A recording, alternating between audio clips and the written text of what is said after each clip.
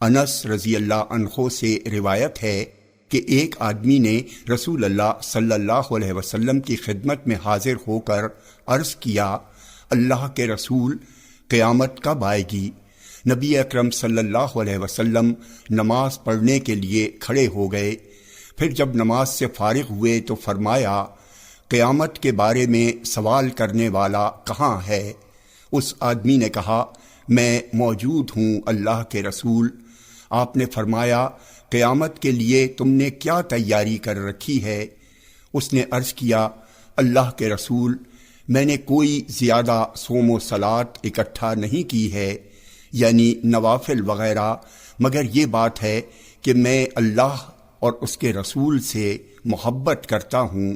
تو رسول اللہ صلی اللہ علیہ وسلم نے فرمایا، آدمی اس کے ساتھ ہوگا جس سے محبت کرتا ہے، اور تم بھی اسی کے ساتھ ہوگے جس سے محبت کرتے ہو۔ انس کا بیان ہے کہ اسلام لانے کے بعد میں نے مسلمانوں کو اتنا خوش ہوتے نہیں دیکھا جتنا آپ کے اس قول سے وہ سب خوش نظر آ رہے تھے۔ جامع ترمذی حدیث نمبر 2385، یہ حدیث صحیح ہے۔ انس بن مالک رضی اللہ عنہ کہتے ہیں کہ رسول اللہ صلی اللہ علیہ وسلم نے فرمایا، ہر آدمی اسی کے ساتھ ہوگا جس سے وہ محبت کرتا ہے، اور اسے وہی بدلہ ملے گا جو کچھ اس نے کمایا۔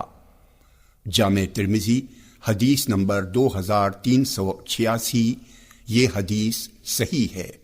صفوان بن اسال رضی اللہ عنہ کہتے ہیں کہ ایک دیہاتی جس کی آواز بہت بھاری تھی رسول اللہ صلی اللہ علیہ وسلم کی خدمت میں حاضر ہوا اور عرض کیا، اے محمد، ایک آدمی قوم سے محبت کرتا ہے، البتہ وہ ان سے عمل میں پیچھے ہے۔